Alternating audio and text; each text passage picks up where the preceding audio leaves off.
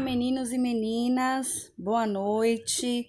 É um prazer conhecê-los. Aqui quem fala é Eliane Nascimento, a nova professora de Anatomia e Fisiologia da turma de vocês. É um prazer, um privilégio ter a oportunidade de trabalharmos juntos a partir de hoje. Espero que vocês gostem. Desde já, deixo aqui, gente, em aberto meu canal para receber aí o feedback de vocês. Você fala muito rápido, não estou conseguindo acompanhar seu sotaque, ou repete, muda a forma de aula, tá bom? Muda os slides, vocês pediram que, aliás, uma outra turma pediu para aumentar o tamanho da fonte nos slides, então eu fiz assim. Eu fiz um documento para postar aqui a nossa videoaula e um outro para encaminhar para vocês com a fonte maior para melhorar a leitura, tá bom? Vamos lá começar. Qualquer dúvida é só perguntar, eu vou estar online no chat. O nosso primeiro assunto é a anatomia do sistema cardiovascular, tá bom? Então, papel e caneta na mão, aquela caneca de café para quem gosta, vamos começar. O conceito, os órgãos que compõem esse sistema. Gente, qual que é o conceito do sistema cardiovascular? Ele é um sistema fechado, a função dele é transportar oxigênio e nutrientes para todas as regiões do corpo, tá bom? O principal órgão é o coração, e o coração, ele tem a função de bombear o sangue pelas veias e pelas artérias, tá bom?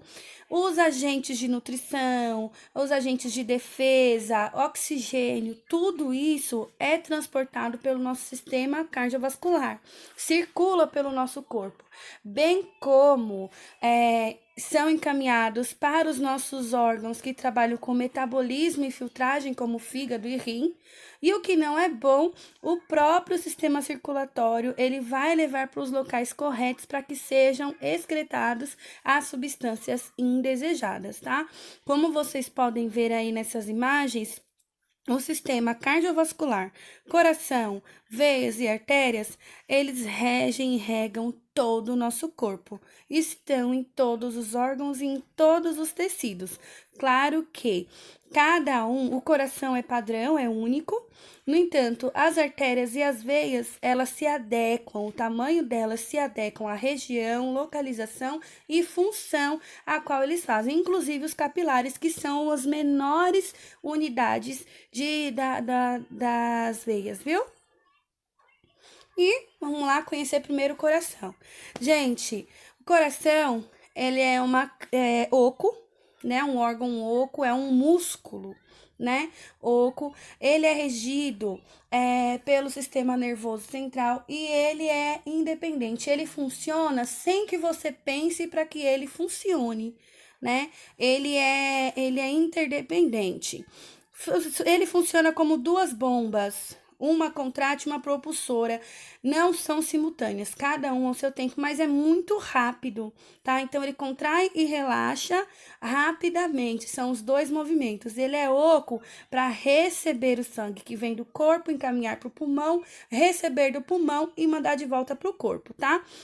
Esses dois movimentos básicos, contração é a sístole, e o relaxamento é a diástole. Então, nós, enquanto profissionais, nós não vamos falar que o coração contrai e relaxa, simplesmente.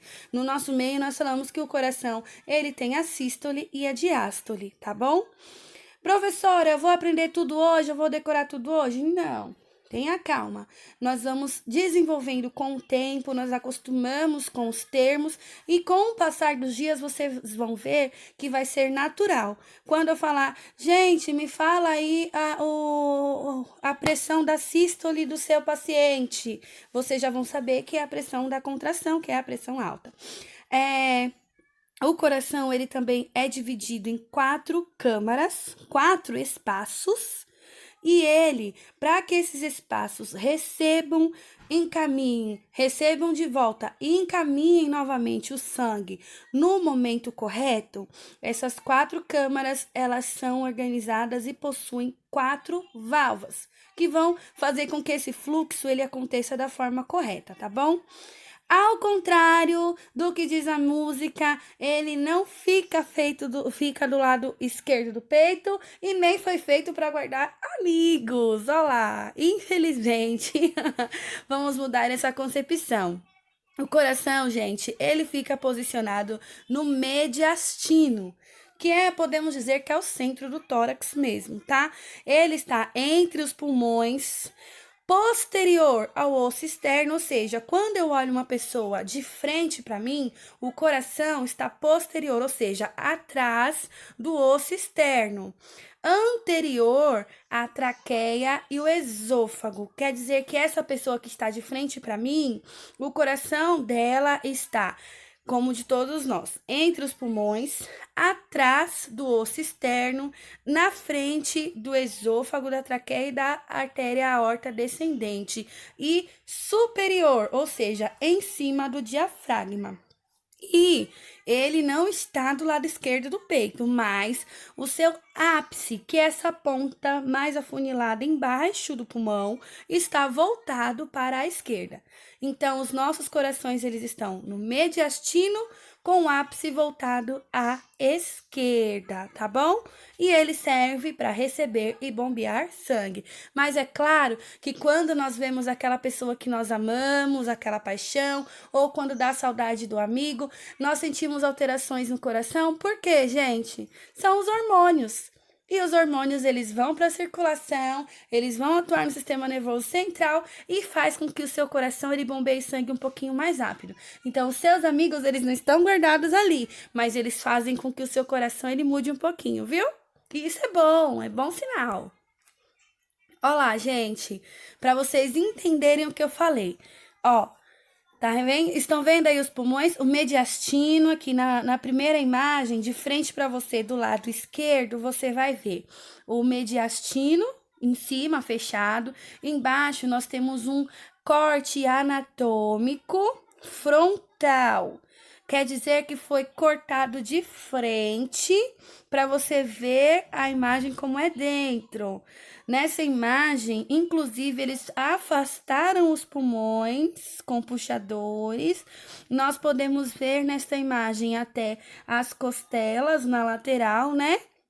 O diafragma aqui embaixo, o coração bonitinho, ali apoiado no diafragma, entre os pulmões e as artérias, tá vendo ali em cima, azul e vermelho, que ali na frente nós já vamos saber quem é quem, elas estão cada uma no seu lugar. Então, o coração tá no meio, com a ponta ou o ápice para a esquerda.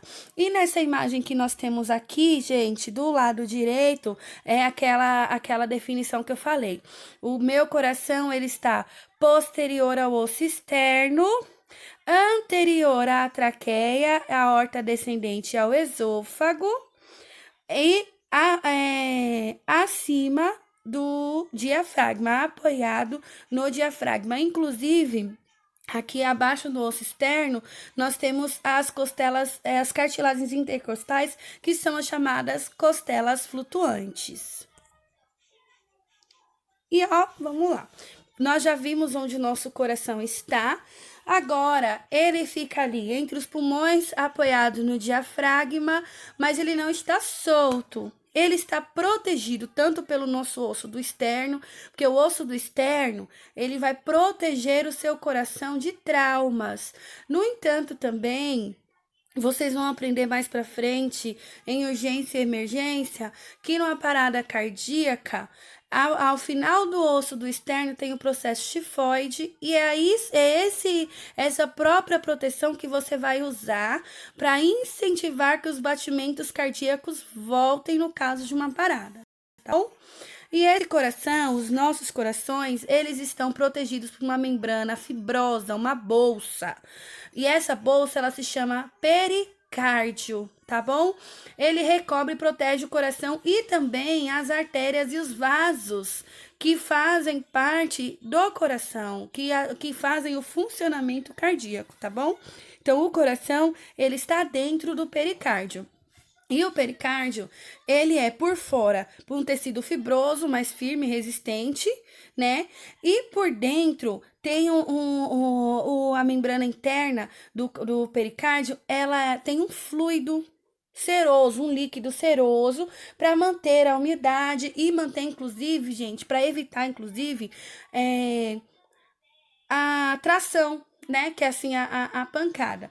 Aí, essa parte interna do pericárdio são duas lâminas, tá bom? Que é a parietal e a visceral. A visceral é que está mais próxima do coração, tá bom? E aí tem esse líquido seroso para evitar o atrito, tá bom? Olha lá. E de que tipo de tecido o coração ele é formado? Ele é um músculo, como eu falei, a musculatura lisa, ele não precisa de estímulo externo para funcionar, ele funciona automaticamente ligado diretamente ao sistema nervoso central, tá bom? E o coração, ele é formado na camada mais externa dele, pelo epicárdio, que é uma camada protetora, que é uma camada brilhante, muito bonita, e inclusive quando há acúmulo de gordura, essa gordura geralmente fica por ali, né, no epicárdio. A próxima camada, que é a camada que nós mais ouvimos falar, que é a principal, é o miocárdio, que é até, se vocês olharem nessa imagem que eu coloquei aqui para vocês do lado esquerdo, o miocárdio, ele é bem extenso, gente. Ele é longo, tá vendo? Tem uma linhazinha azul, aí esse preto bem fino é o epicárdio, e esse rosa interior é o miocárdio. O mais extenso que tem é o miocárdio, tá? Que é a camada mais extensa, mais espessa do coração. É formado por fibras musculares, né, para que ele tenha força. O coração é um músculo muito forte, porque trabalha do momento em que nós somos um feto no coração, dentro da barriga da nossa mãe, até o nosso último suspiro. Então, o coração trabalha muito, ele é forte, tá? E o miocárdio, ele tem o tecido conjuntivo fibroso, que é responsável por sustentar a musculatura cardíaca, tá? E é o miocárdio que faz com que o coração se contraia para mandar o sangue, tá bom? Tanto para os pulmões quanto depois para circular o seu sangue todo. Então exige força. A camada interna do coração é o endocárdio. É onde o sangue mesmo encosta, é por onde o sangue passa, o sangue que vem do corpo, que vai para os pulmões, que volta dos pulmões e volta para o corpo, ele tem contato direto com o endocárdio. Então, ele já não é um tecido fibroso, ele é um tecido conjuntivo epitelial.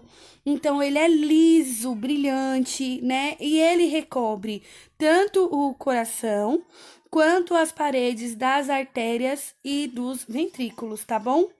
Por quê? Para o sangue fluir de forma melhor, para o sangue escoar, deslizar de uma forma melhor. Tá vendo como tudo funciona perfeitamente? O miocárdio é fibroso para dar força e o endocárdio é liso e translúcido para que haja fluidez, tá bom? E a divisão, gente, como eu falei, o coração ele é dividido em 4 câmaras. 2 átrios, os átrios eles recebem o sangue. Recebe do corpo com gás carbônico e depois recebe do pulmão com oxigênio. Mas não vai de um átrio para o outro. O coração tem os 2 átrios e 2 ventrículos. Os ventrículos é a parte forte, a parte que bombeia o sangue. Então, 2 ventrículos bombeiam o sangue tanto para os pulmões, depois para o corpo, tá? Como que vai funcionar? É um ciclo contínuo. O seu sangue, o nosso sangue, vindo do corpo, rico em gás carbônico, CO2, vai entrar pelo átrio direito, vindo da veia cava superior e inferior, porque a veia cava superior vai trazer o sangue das partes acima do coração, a inferior traz do corpo. Depois que o sangue entrou no átrio direito, ele vai para o ventrículo direito.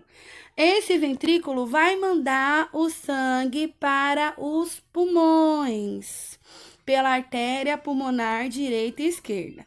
Chegou no pulmão do seu lado específico, vai irrigar os pulmões, vai até a ponta dos pulmões, que nós vamos aprender em outra aula sobre a árvore brônquica, vai fazer a troca gasosa, transformando esse CO2 em oxigênio. Aí o sangue vai voltar pelo átrio esquerdo agora, rico em oxigênio, pelas veias pulmonares, ele vai para o ventrículo esquerdo. E do ventrículo esquerdo, esse sangue rico em oxigênio, pela aorta ascendente, vai para todo o organismo. Então, é um ciclo contínuo. Entra pelo átrio direito, vai para o átrio direito, vai para os pulmões, volta para o átrio esquerdo, vem para o ventrículo esquerdo, vai para o corpo. Como eu falei, gente, nós não vamos decorar isso da noite para o dia, mas aos poucos, estudando, não decorando, porque o que a gente decora a gente esquece, mas o que a gente estuda se torna uma coisa natural. Vocês vão aprender e vão ver como é legal o nosso sistema cardiovascular. Aí, ó, para vocês verem, o átrio direito, tá vendo que os átrios são menores? Observem isso, eu acho isso muito interessante, gente. Nós vamos ter o privilégio, a oportunidade nas nossas aulas de conversar. Espero que vocês gostem. Nós vamos poder conversar, vocês vão ver como é legal. Então, ali, ó, o átrio direito, aí tem a válvula, tá vendo? Que nós vamos aprender agora no próximo passo.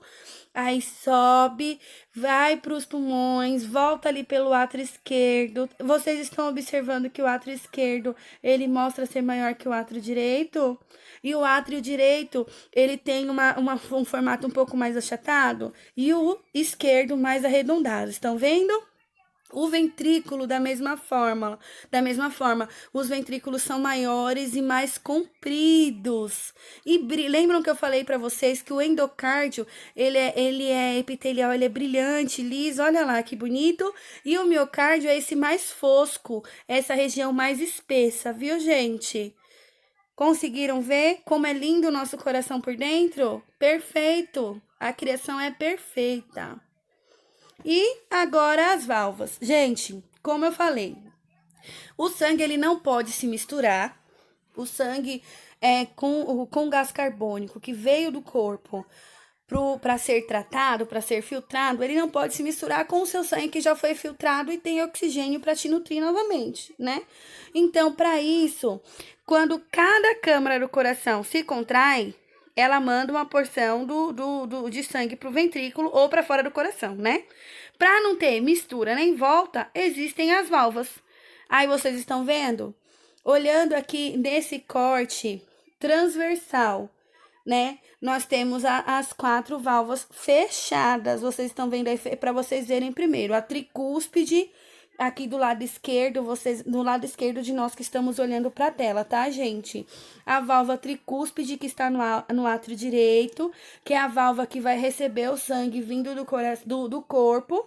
Ela vai abrir essas 3 portinhas que tem, estão vendo que são 3? Ó lá. Nós temos também a válvula do foco aórtico e a válvula do foco pulmonar, que são essas duas aqui abaixo da válvula tricúspide, uma vermelha e uma azul. Estão vendo? Vocês vão entender o seguinte, gente. Na circulação, quando nós vemos esse azul, trata-se do sangue com gás carbônico. Porque o sangue que vai para os pulmões, ele vai com gás carbônico.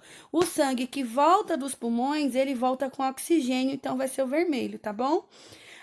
Do lado direito, nós temos a válvula mitral, que está no átrio esquerdo. Gente, olha lá que eu falei para vocês que é mais extenso, gente. No entanto, a válvula mitral, ela só tem 2 portas. Algumas pessoas falam bicúspide, mas eu não costumo utilizar esse termo, tá bom? E as veias pulmonares acima da válvula mitral. Aqui do lado direito, nós temos um corte longitudinal. Então, nós estamos vendo aqui por dentro. Olha lá, onde cada válvula está dentro do coração. Estão vendo? Aqui a válvula pulmonar, a válvula aórtica. Vocês observam que a pulmonar, ela está dentro do ventrículo direito, próximo à válvula tricúspide, tá vendo? E a válvula aórtica, ela finaliza, desemboca, podemos dizer assim, dentro do ventrículo esquerdo e ela está logo abaixo da válvula mitral. Mais uma vez vou dizer, gente, não se desesperem em decorar tudo isso agora e não queiram decorar. Vamos aprender, que é diferente de decorar, e vocês vão ver com o passar do tempo que é legal. Pro, você aprendeu isso rápido? Não, eu aprendi estudando. Estudando, mudando de literaturas, observando as imagens. Com o tempo, a gente aprende e não esquece mais, tá bom? Aí, gente, como vão funcionar as válvulas nos movimentos cardíacos, que são a sístole e a diástole. Inclusive, o som que nós escutamos, o tum-tá, que nós escutamos na ausculta cardíaca, ou quando aferimos a pressão, são os sons das válvulas, viu, gente? Então, vamos lá. Observem que não abre tudo ao mesmo tempo. Na sístole, vão abrir a semilunar e a pulmonar e a aórtica. Estão vendo? Aí, do lado esquerdo, na parte superior, na sístole, o foco aórtico e pulmonar abriram. E a válvula mitral e a tricúspide estão fechadas. Estão vendo? O acesso aos ventrículos estão fechados e o acesso as veias cardíacas estão abertas. Quando é a diástole, quando é o relaxamento, aí fecha o foco pulmonar e aórtico e abrem-se a mitral e a bicúspide. Estão vendo? Então, cada movimento do coração, que são dois, sístole e diástole, acontece uma coisa, tum, tá, sístole, diástole, tá.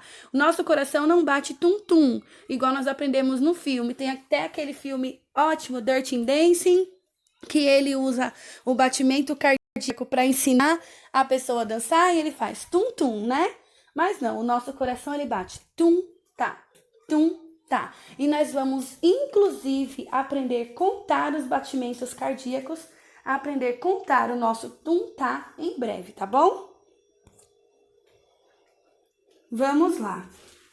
O nosso sistema cardiovascular, ele é um sistema fechado, como eu falei para vocês. Agora, dentro desse sistema fechado, tem duas circulações. Essa que nós estamos falando até agora sobre os átrios e ventrículos é a pequena circulação. Como que é a pequena circulação? Ela é constante. Ventrículo direito, pulmões, átrio esquerdo. Fechou, acabou nisso. É pequena, como o nome já diz. Já que é a circulação pulmonar, tá bom? Que vai fazer a troca gasosa dentro dos pulmões. Já a grande circulação, a circulação sistêmica, ela é diferente. O sangue que chegou dos pulmões e está no ventrículo esquerdo vai para o corpo, roda todo o seu corpo e depois disso ele volta para o átrio direito e faz parte de novo da pequena circulação. Então, é algo constante, é um ciclo constante e se funcionar perfeito, funcionamento perfeito, você nunca vai perceber alteração nenhuma no seu coração, né? Assim esperamos. Se nós não somos ou não formos cardiopatas, tudo vai ocorrer bem, vai tudo fluir bem, suas sístoles, suas diástoles vão funcionar perfeitamente, sua pequena e sua grande circulação também, ninguém vai ter interferência nenhuma do meio externo, tá bom? Agora, aprendemos sobre o coração, que é o principal órgão do sistema cardiovascular, agora ele não funciona sozinho, gente. Já ouviram aquela frase, ninguém vive só? O coração também não funciona só. O coração, para que todo o trabalho dele seja válido, para que a circulação do sangue que o coração bombeou chegue até os locais corretos, ele precisa do nosso sistema arterial, que, né, é feito pelos vasos que saem do coração, nascem no coração e vão para o corpo. E assim, eles começam grandes e terminam pequenos, até o nível de capilares, que são os menores, como eu falei para vocês, que são as pontinhas mesmo da circulação. E o sistema venoso, que são as veias, eles formam conjuntos que nascem nos órgãos e tecidos e vão para o coração. Então, geralmente, eles nascem pequenos, como as vênulas nas extremidades dos nossos dedos, os nossos pododátilos, que são os dedos dos pés, ou as vênulas das nossas menores regiões corpóreas, mais extremas. E quando elas vêm para o coração, elas ficam mais calibrosas. Então, é o contrário. Nasceu do coração e vai para o corpo, nasce grande, fica pequeno. Nasceu do corpo, vem para o coração, nasce pequeno e fica grande, tá bom? Os tipos de vasos sanguíneos que tem no nosso corpo. Caraca, Pro, ainda tem isso? São diferentes? São, gente. Porque cada um vai ter a sua função, vai ter a sua região, vai ter o seu calibre e a sua potência, tá? Então, as veias. As veias são quem transportam o sangue dos órgãos para o coração. Se ela vem dos órgãos para o coração, quer dizer que ela está com gás carbônico, porque ela já chegou nos meus órgãos, nos meus tecidos, deixou o oxigênio e retirou o gás carbônico. Então, ó o azul lá, gente, tá vendo? As artérias é o contrário. Elas levam o sangue do coração, que recebeu oxigênio vindo do pulmão, para o corpo, que são essas vermelhinhas. Quando vocês observarem, as veias, elas nascem fora e vêm para o coração. Inclusive, tem o tecido endotelial, que tem os capilares, são os menores tamanhos, tá vendo? Então, as veias nascem no corpo, vêm para o coração. As artérias, elas vêm do coração e vão para o corpo. E as trocas de substâncias, né? A comunicação com os tecidos no final acaba sendo pelos capilares, que são as menores unidades das veias. Eu tenho aí para vocês, eu não sei se vocês vão conseguir ver tão bem, do lado esquerdo, aqui na parte azul, em cima, eu tenho um exemplo de veia. Tá vendo? A túnica do tecido conjuntivo, porque a veia, ela deve ser gelatinosa, ao mesmo tempo que ela é firme, ela é flexível, né? A túnica média é um tecido elástico, é musculatura lisa, porque ela funciona, ela flui de forma automática, né? De forma seguindo o sistema nervoso central. E a túnica íntima, lá dentro das veias, tem o endotélio e algumas válvulas menores, as válvulas menores, para guiar mesmo a circulação. Do lado direito eu tenho um exemplo de artéria, são mais calibrosas. Vocês conseguem identificar na própria imagem que as artérias são mais calibrosas, gente? A artéria, ela é externamente, a túnica externa dela, que é a adventícia, ela vai ser formada de tecido conjuntivo, porque ela é mais resistente. Tem uma parte mais extensa de musculatura lisa, né, na túnica média. Tem um tecido elástico também ali para ajudar na contratilidade, que faz com que tenha potência. E na túnica interna também nós teremos o tecido endotelial. Tudo isso para que o sangue flua de maneira natural, de maneira automática e com o menor número de atrito possível, tá bom, gente? Que é No caso, é a hipertensão arterial. Quanto mais pressão o sangue faz na parede das artérias para correr, mais alta é a pressão, tá bom? Que já vai ser uma outra aula. Quando vocês chegarem em clínica médica e tiverem aula de hipertensão arterial, vocês vão conseguir identificar rapidinho como que funciona esse processo de troca gasosa. Aí vocês me falam depois, ó, Pro, consegui, e eu vou ficar muito feliz, viu? Vamos lá?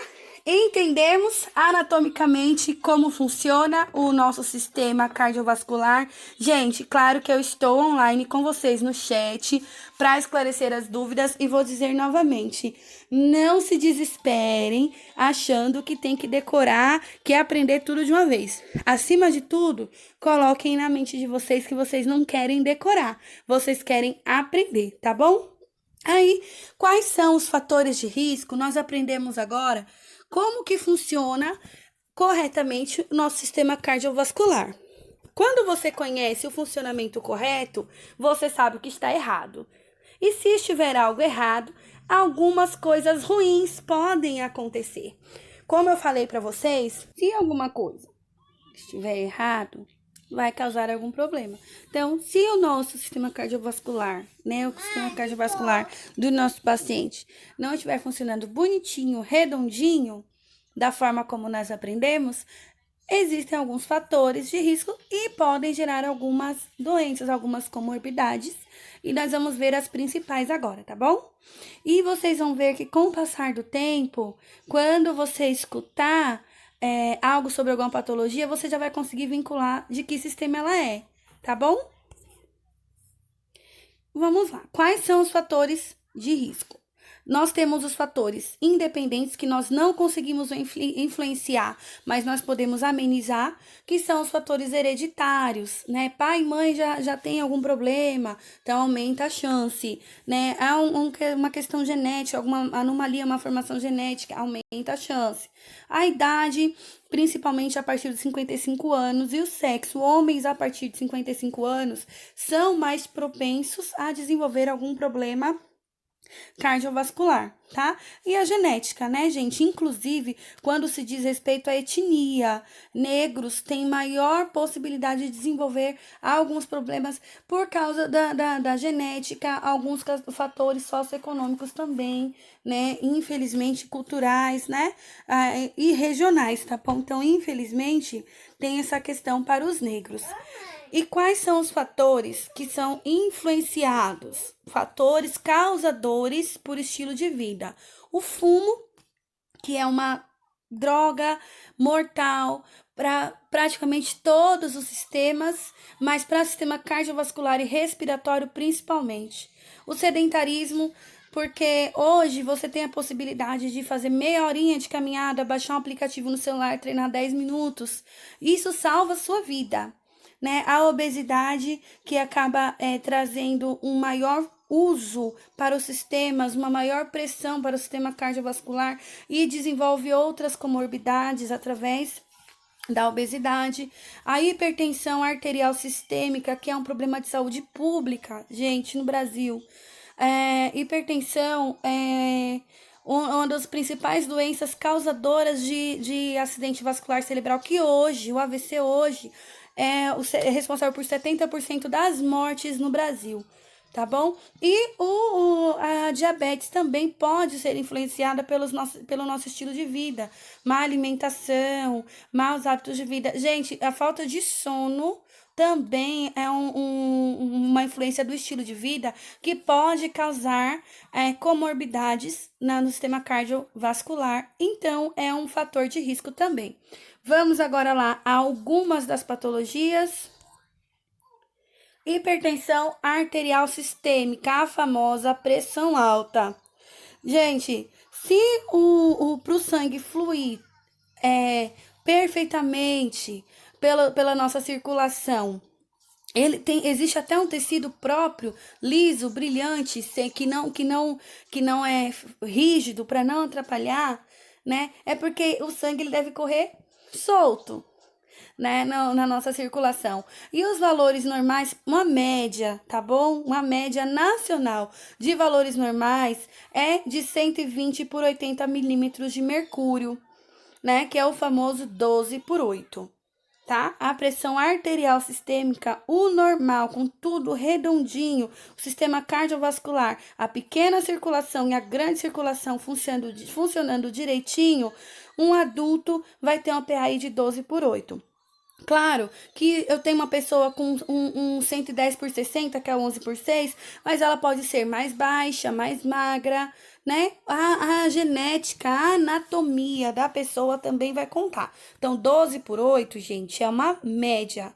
No entanto, valores superiores a 139/90, que é o 13/9, passou disso, a pessoa já é considerada hipertensa. Mas na aula de hipertensão, em clínica médica, vocês vão aprender que tem que ser uma constante, né? Tem que estar um período o valor elevado, porque a pessoa pode ter passado por um momento de estresse ou pode estar sentindo uma dor, e isso é alterar os valores pressóricos. Agora, se mantém uma constante acima de 130/90 e ele tem aqueles outros fatores que nós falamos, obesidade, sedentarismo, fumo, álcool, que eu não coloquei lá, mas também vale, isso aí é um fator de risco e pode se tornar um hipertenso, tá?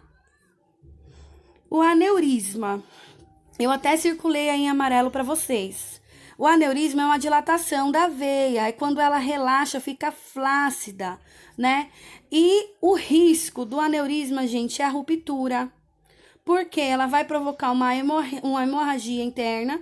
Se for a nível cerebral, né, uma hemorragia cerebral, vai aumentar a pressão intracraniana. Se é uma hemorragia abdominal, uma hemorragia interna, vai também desestabilizar os níveis da pressão interna abdominal. Então, é muito arriscado e pode sim levar à morte, viu? O próximo é a arteriosclerose, que é o estreitamento da veia, né? Fechar a luz do vaso por causa de uma placa de ateroma. Ou então, o enrijecimento da parede, porque lembra que nós vimos nos slides anteriores que as veias e as artérias, por mais que elas tenham um tecido muscular liso, elas têm que ter flexibilidade, né? Elas têm que ser gelatinosas. Então, se enrijecer, essa veia, essa artéria vai começar a fazer pressão no sangue que vai estar passando. E se a placa, ela causa o estreitamento da luz do vaso, aquele sangue que vem ali de 120/80, porque tá aberto, tá espaçoso, quando chega, vocês estão vendo aí do lado direito o desenho, quando chegar nessa região estreita, apertada, ele não vai passar aí fazendo uma pressão de 120/80 apenas, ele vai ter que fazer mais força para passar. E isso, né, causa a hipertensão e pode, inclusive, causar outros problemas, porque se houver fechar totalmente a luz do vaso, vai ter a isquemia, gente. A isquemia quer dizer o quê? Parou a circulação para aquela próxima região e a morte do tecido. A angina.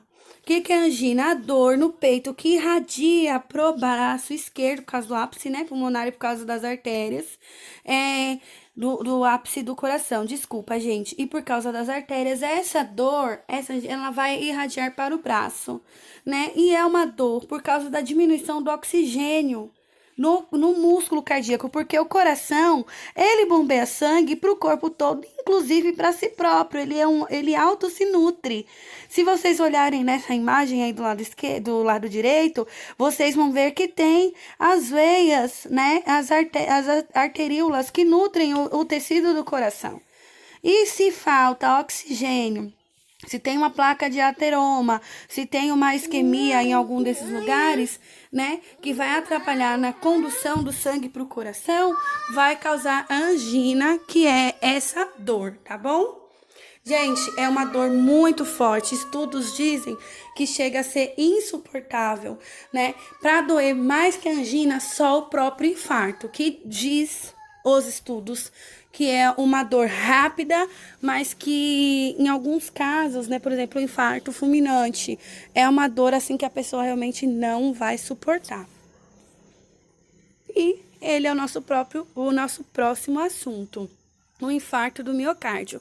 Lembram que o miocárdio é o tecido cardíaco mais extenso, que é ele que vai dar força para a contração do coração? Ele é irrigado por veias também. Estão vendo aí? E se acontece a isquemia, que é a obstrução de alguma das artérias coronárias, que são as artérias que nutrem, né, o miocárdio, se acontecer essa isquemia, vai ter um infarto do miocárdio. Ou seja, vai parar a circulação naquela região e pode acontecer a morte do tecido. Quanto maior a extensão de morte do tecido, mais risco de vida tem o meu paciente, tá bom? A isquemia cerebral. O que é a isquemia cerebral? É mais ou menos a mesma coisa, só que a nível de cérebro. Quando um coágulo se desprende e acabou obstruindo uma das artérias a nível cerebral. Entope um vaso, uma artéria de calibre menor, ou seja, aquele coágulo sanguíneo ou aquela placa de gordura que ela vai circulando até chegar num ponto em que ela é maior que aquela veia, que aquela artéria. Ela vai obstruir aquela região, não vai passar oxigênio e como não passa oxigênio, há a morte do tecido. E também pode causar lesões até mesmo irreversíveis, porque o nosso cérebro, o nosso tecido cerebral, ele é importantíssimo e ele também é muito delicado, tá bom, gente? Dúvidas, meninos e meninas? Um monte pro normal. Conhecimento gera dúvida. Me chamem lá no chat que nós vamos continuar a nossa aula, tá bom?